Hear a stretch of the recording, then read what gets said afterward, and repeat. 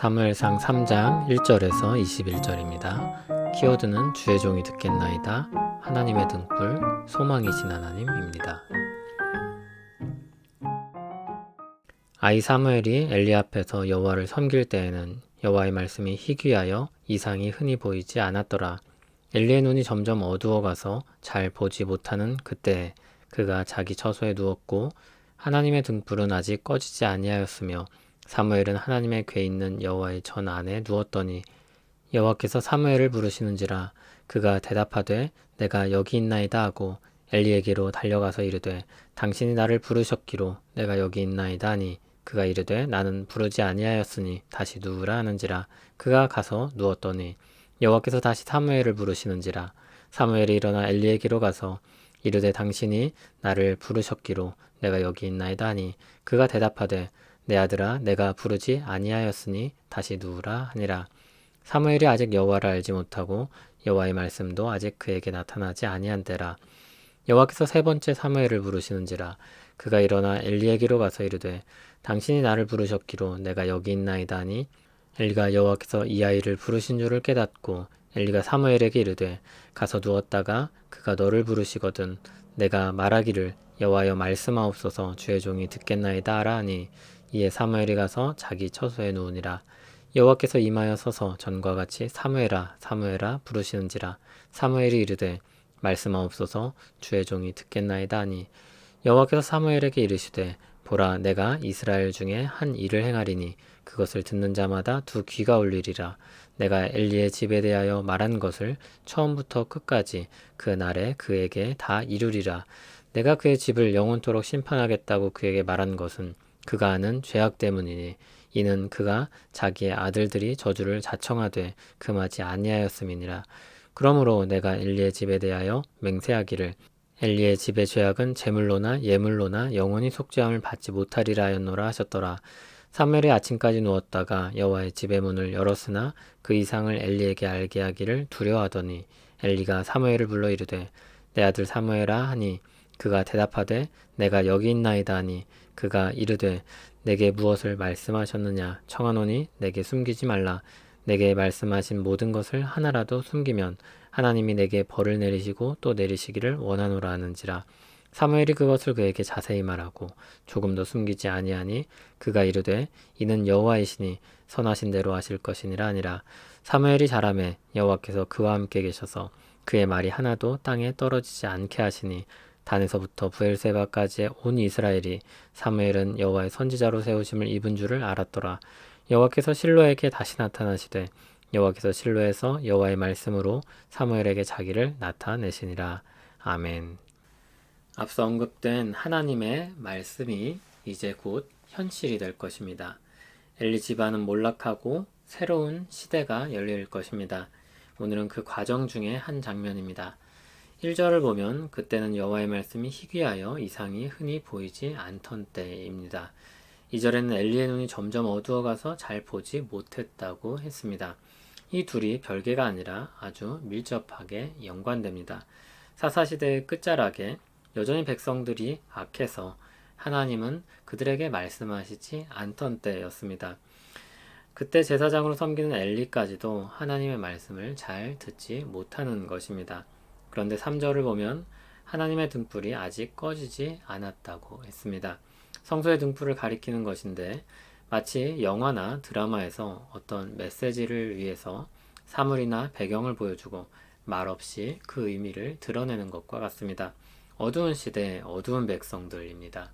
그런데 그때 하나님은 아직 등불을 끄지 않으셨습니다. 그때 하나님이 사무엘을 부르십니다.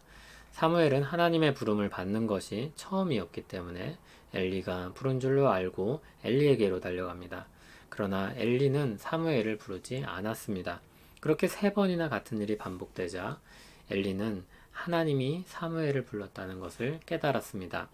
그는 사무엘에게 하나님 앞에 자신을 낮추고 대답하고 말씀을 들으라고 가르쳤습니다. 하나님이 사무엘을 부르셨습니다. 사무엘은 배운 대로 잘 대답하였고 하나님의 말씀을 들었습니다. 그런데 하나님이 전하신 말씀은 놀랍게도 엘리 집안에 대한 심판의 내용이었습니다. 다음날 아침이 되었습니다. 사무엘은 엘리에게 그 말씀 전하기를 두려워했습니다. 엘리는 하나님이 사무엘에게 말씀하셨다는 것을 알았습니다. 또 그것을 사무엘이 감추고 있다는 것도 알았습니다. 엘리는 사무엘에게 들은 것을 말하라고 했습니다. 사무엘은 들은 말씀을 전했습니다. 엘리는 놀랍게도 그 말씀을 그대로 받았고 하나님이 선하신 대로 할 것이라고 반응했습니다. 사무엘은 계속해서 자라갔습니다. 하나님이 그와 함께 하셨습니다. 사무엘의 말이 이루어지게 하심으로 하나님이 그와 함께 하신다는 것을 나타내셨습니다. 온 이스라엘 앞에 하나님의 선지자로 그를 세워가신 것입니다.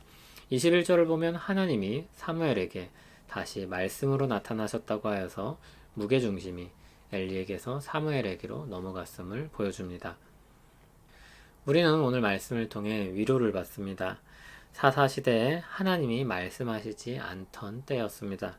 하나님의 역사가 그친 것처럼 느껴지는 때입니다. 그런데 그때에도 하나님의 역사가 계속되고 있습니다.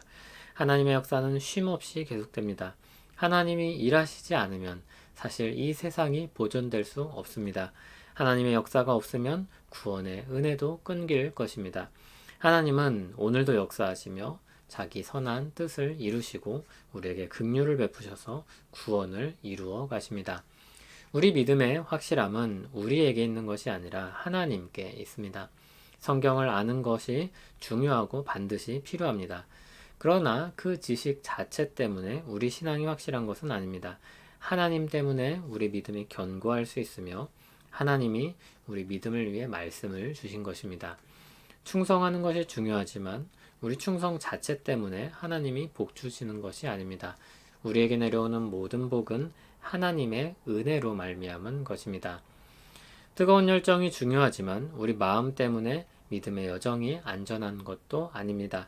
우리는 뜨거워지기도 하고 차가워지기도 합니다. 그럴 때마다 구원의 여부가 달라진다면 얼마나 불안한 구원이겠습니까? 하나님이 일하시며 그분이 긍휼이 많은 분이라는 것이 바로 우리의 소망입니다. 하나님의 등불이 어두운 곳에서도 여전히 꺼지지 않고 있으며 비추고 계셨습니다. 그리고 하나님의 말씀이 그 가운데 이루어졌습니다. 어두운 세상을 바라보면 당연히 소망을 찾을 수 없습니다. 이 세상을 여전히 붙드시고 사랑하시며 구원의 역사를 베푸시는 하나님께만 소망이 있습니다. 믿음으로 우리 눈을 들어 마치 돛뱀처럼 높이 들리신 예수 그리스도를 바라봅시다. 그분이 우리를 향한 하나님의 사랑의 확증이며 여전히 역사하신다는 것을 드러내는 등불입니다. 우리에게 하나님의 뜻과 마음을 드러내시는 말씀입니다. 주의 종이 듣겠나이다 라고 말씀에 반응한 사무엘처럼 하나님의 말씀을 듣고 새기며 하늘에서 이루어진 뜻이 우리 삶 가운데 이루어지기를 바라고 기도합시다. 우리 소망이신 하나님의 역사가 이 시대에도 우리 가운데에도 이루어질 것입니다.